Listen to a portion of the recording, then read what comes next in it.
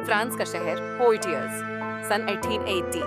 एक आलीशान हवेली के भीतर एक ऐसा राज छुपा था जिसकी कल्पना भी लोग नहीं कर सकते थे। उस हवेली में रहती थी ब्लॉश मोनिए, बेहद सुंदर, मासूम और कोमल हृदय की युवती। वह एक गरीब वकील से प्रेम करती थी, लेकिन उसकी माँ को यह रिश्ता मंजूर नहीं था।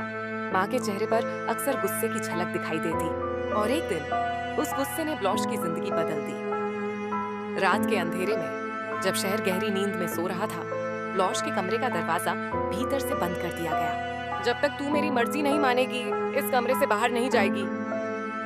माँ की ठंडी आवाज उसके कानों में गूंज रही थी। दिन बीते गए, फिर महीने, फिर साल। कमरा तंग और अंधेरा था। सिर्फ एक छोटी सी खिड़की से हल्की सी हवा आती थी। वहीं खिड़की से उसकी थाली अंदर धकेली जाती, जिस पर सड़ा हुआ खाना और बासी रोटी होती। धीरे धीरे ब्लॉश का चेहरा मुरझा गया। उसकी चमकती आंखें गहरे गड्ढों में बदल गईं। बाल बिखरे हुए, शरीर हड्डियों का ढांचा बन चुका था। वह अंधेरे में पड़ी रहती और दीवारों से बात करती, कभी रोती, कभी हंसती, कभी भगवान को पुकारती। 25 साल तक किसी ने उसकी चीख नहीं सुनी। पूरा घर उस अंधेरे कमरे का राज छुपाए रहा।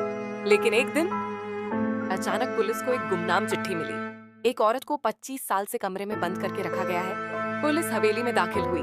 दरवाजा तोड़कर जब उस कमरे तक पहुंचे तो सड़े गले बदबूदार धुएं का झोंका बाहर आया। कमरे में अंधेरा था, दीवारें गंदगी से भरी थी, और कोने में एक हड्डियों का ढांचा जैसी औरत पड़ी थी, जिसकी आंखों में सिर्फ खौफ और दर्द बचा था। वह थी ब्लॉश मोनिए। पुलिस वाले सन्न रह गए। एक इंसान को इतने सालों तक कोई कैसे जिंदा कैद कर सकता है? लोगों की भीड़ हवेली के बाहर जमा हो गई। सबकी रूह कांप उठी जब उन्होंने देखा कि 5 साल की कैद ने एक सुंदर युवती को भूत जैसी परछाई में बदल दिया था।